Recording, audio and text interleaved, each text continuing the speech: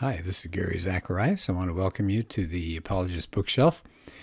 I realized I never covered a book that was one of my favorites. It's called The Case for a Creator. It's Lee Strobel. Of course, he's got that whole Case for series, Case for Christ, Case for Faith, Case for Miracles, and so on. This book came out almost 20 years ago, and it's The Case for a Creator. So he does interviews with Jonathan Wells, Discovery Institute, of course, and Stephen Meyer, who's become just a blockbuster writer and thinker and appears on a lot of shows and all. William Lane Craig has a chapter. J. Wesley Richards, Michael Behe. Meyer has another chapter, interview with J.P. Moreland. So it's a really, really fun book to read. Of course, you know how it works. Lee Strobel asks the questions and throws challenges up there and sees how the people do as they respond. So I'd like to do one that's probably familiar with you, but bear with me because I think it's worth talking about, and especially there really haven't been, as far as I know, any serious challenges to what this man has come up with. So this chapter is called The Evidence of Biochemistry, the Complexity of Molecular Machines.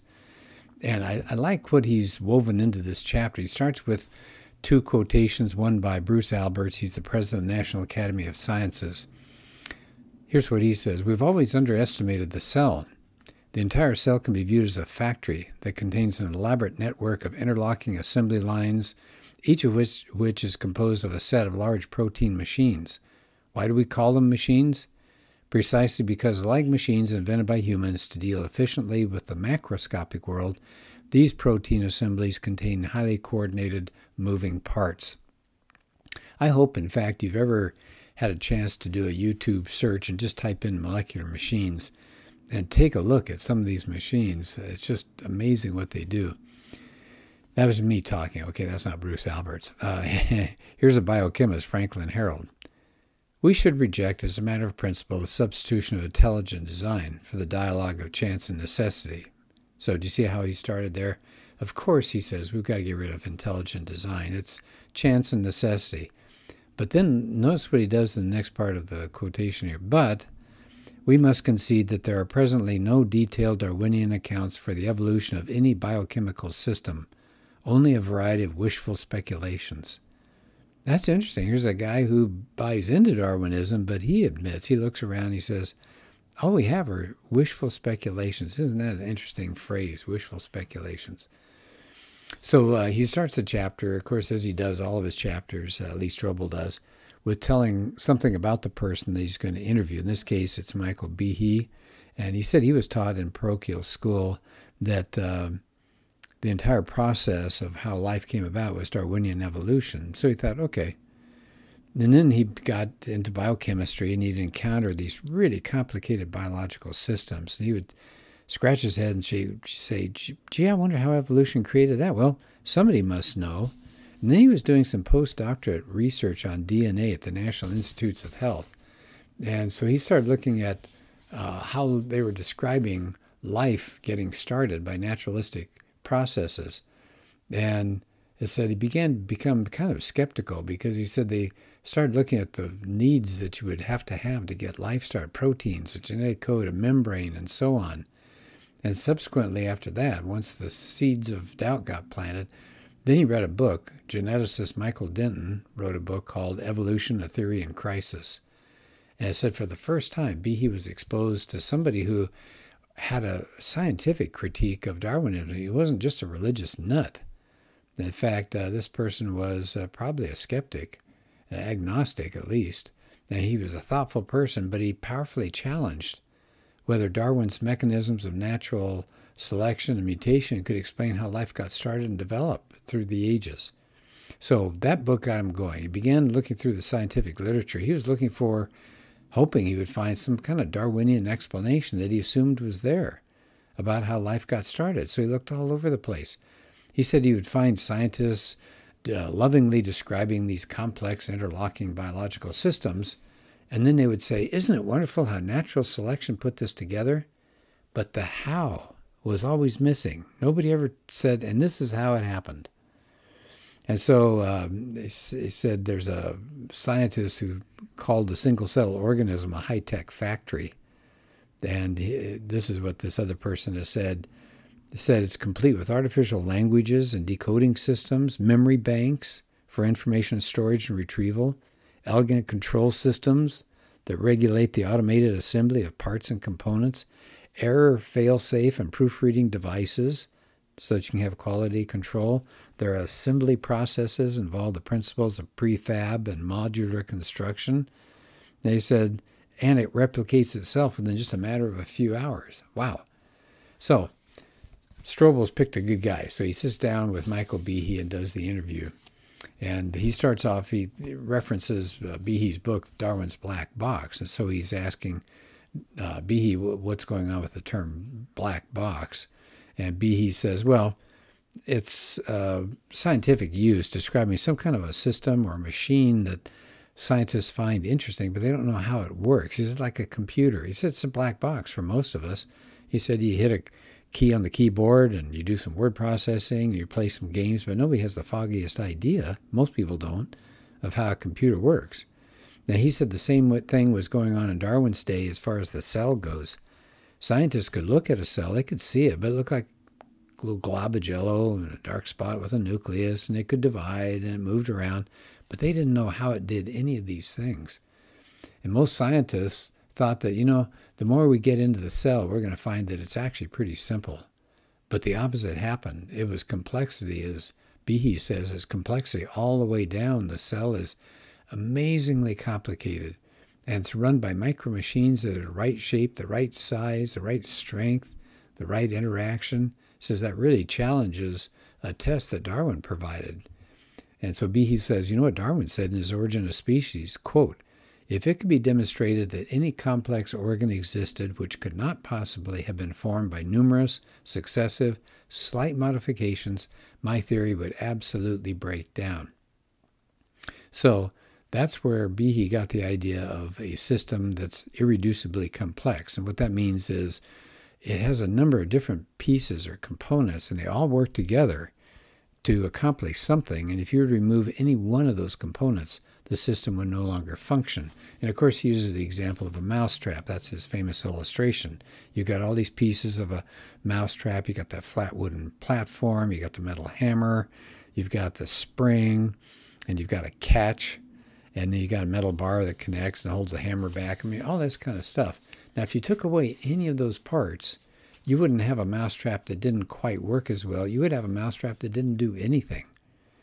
And he says evolution can't produce an irreducibly complex biological machine suddenly, all at once.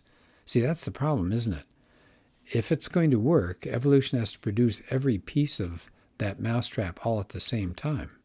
It's too complicated. And it said you can't produce it by numerous successive, just slight modifications of some earlier system, because any earlier system is going to be missing a part, and then it couldn't function. And he says life is actually based on these molecular machines. And so I'm going to skip over the mousetrap part because I'm sure you've heard of that one before. Then he talks about another thing that's amazing out there. It's the cilium. And the cilia are whip-like hairs on the surface of cells. And it says if the cell is stationary, the cilia moves fluid across the cell surface. And he gives an example. He said, you've got cilia lining your respiratory tract. Every cell has about 200 of them, and they beat in synchrony so that they can sweep mucus toward your throat to get rid of it. So it says what they're finding out now with electron microscopes is that the cilia are quite complicated molecular machines. They're made up of 200 protein parts. And so he goes into detail of these parts, so I'll skip over that. But it said they convert a sliding motion into a bending motion so the cilia can move. And it says you only get the motion of the cilia when you got all these pieces together. Not one piece by itself is going to make it work. Okay, so I thought that was interesting. And then he moves along to talk about the bacterial flagellum. And again, he spent time on that, so I won't do much on that. But he says, keep in mind the cilia are acting kind of like oars to move a cell. But then in the 70s, they discovered the flagellum that's on the bacteria. It's like a rotary propeller. He said they are so efficient too. He said it's kind of like an outboard. So he said they're way more incredible. The flagellum has a propeller. It's long and whip-like, and it's made out of a protein called flagellin. And it's hooked up to a drive shaft with a hook protein, kind of like a universal joint, so it can rotate. And several types of proteins act as bushing material, so the drive shaft can penetrate inside the bacterial wall and attach to a rotary motor. I mean, honest to goodness, I hope you have a chance to take a look at it online. Go do a YouTube search. Look up bacterial flagellum. They look like something invented by Toyota or General Motors. These things can go 10,000 revolutions a minute. And he said not only that, but the propeller can stop spinning within a quarter turn and instantly start spinning the other way at 10,000 RPM. You know, I've mentioned this to my apologetics class, and I tell them, go out on the freeway and get your car and get it up as high RPM as you can get. Let's say 5,000. Probably can't make 10,000. So get it up to about 5,000 and then put it in reverse and see what happens. And everybody laughs because they know it just destroyed the engine. But this thing can do that. And how big are we talking about? Consider its size, he says. Behe says a flagellum is just a couple of microns long. What's a micron? About 1/20,000th of an inch. And the motor itself is about 100,000th of an inch. It says even with all our technology, we can't produce anything like that. It's just amazing. Okay, so he's talking about that. What's going on in that?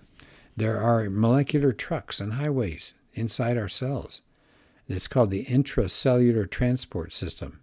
So he said, what we've got here is not a cell. It's just a simple bag of soup with everything sloshing around. He said, you got all sorts of areas, kind of like rooms in a house, and you got to get the material from one place to the next. And you've got the nucleus, and you've got the mitochondria, that produces energy. You've got the endoplasmic reticulum, that produces proteins. The Golgi apparatus, that's a way station for proteins that are being sent elsewhere. The lysosome, it's like a garbage disposal unit, and on and on and on. He says, just take the ribosome. Okay, the ribosome, that's 50 large molecules. That has 1 million atoms. It's an automated factory that can synthesize any protein that it's instructed to make by DNA. So it's a little factory there. So amazing. He said, well, now you got to have molecular trucks and little highways for them to travel on. You have to identify which components are supposed to go into what truck. And so you've got all these things going on there, transporting all this material all the way across. He talks about blood clotting. Now, there's something else that was in his book, Darwin's Black Box, I thought was fascinating. He said blood clotting. Do you know there's something like 10 steps that use 20 different molecular components? Because, I mean, think about it. If you cut your arm, let's say, you want it to bleed a little bit at first to get rid of the impurity, but then you want it to clot. But then you want it to stop clotting, because if it keeps clotting and works its way up your arm and over to your heart, you're done for. So you have to have proteins signaling start to clot, stop the clot, and things like that. So you got all these things going on. Amazing.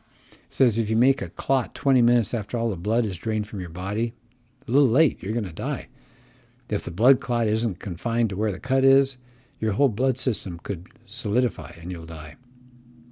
And what about making a clot? What if it doesn't cover the whole cut? Then you'll die. So just on and on and on. So let me skip over toward the end of the chapter, but I just thought you would appreciate hearing some of these things, not only the bacterial flagellum, which is pretty famous in the mousetrap analogy, but the cilia and the blood clotting mechanism and so on. So let me go down here toward the end of the chapter. He says, complex biological systems have yet to be explained by naturalistic means. He said, that's a fact. He said, even Darwinists admit that in their candid moments. And can I stop there for just a minute? Because I find that to be so true. I've read a lot in this field. And among themselves and writing for others in the field, you'll hear them. Some of them are very honest. And they'll talk about things like just dreams and wishes that they could get this done, this understood. But instead, when they're talking to the public and all, when they're doing interviews on television, it's like, oh, yes, we have it all figured out. But remember what that biochemist Franklin Harold said at the beginning of the chapter. It's just a variety of wishful speculations, and they will admit it among themselves. Darwinists will admit it. Now, he says, as science advances, we're finding more and more complexity, not less and less, more complexity in the cellular world. So I'm going to end the chapter with what he does, which I thought was really good. This is a concession by a microbiologist named James Shapiro at the University of Chicago. Now, he reviewed Behe's book, Darwin's Black Box. And here's what he had to say. He's not a believer in God, as far as I know. He says there are no detailed Darwinian accounts for the evolution of any fundamental biochemical or cellular system, only a variety of wishful speculations. Doesn't that sound familiar? How about Alan Sandage? Here's what he says. He's a highly respected scientist. He says the world is too complicated in all its parts and interconnections to be due to chance alone. Isn't that interesting? So he thinks there's a God. He says, I'm convinced that the existence of life, with all its order in each of its organisms, is simply too well put together. He says, how do all these parts know these things? What's going on? He said, the more one learns of biochemistry, the more unbelievable it becomes, unless there's some type of organizing principle. What does he mean by that? An architect for believers, a mystery to be solved by science, even as to why, sometime in the indefinite future, for materialist reductionists. There's people who don't believe that there might be a God, that they need to understand that. So I think that's a really interesting chapter. I want to come back to the book because I love science, and I think there's a lot here that we can get from it. All right, well, thank you. Take care. Bye-bye.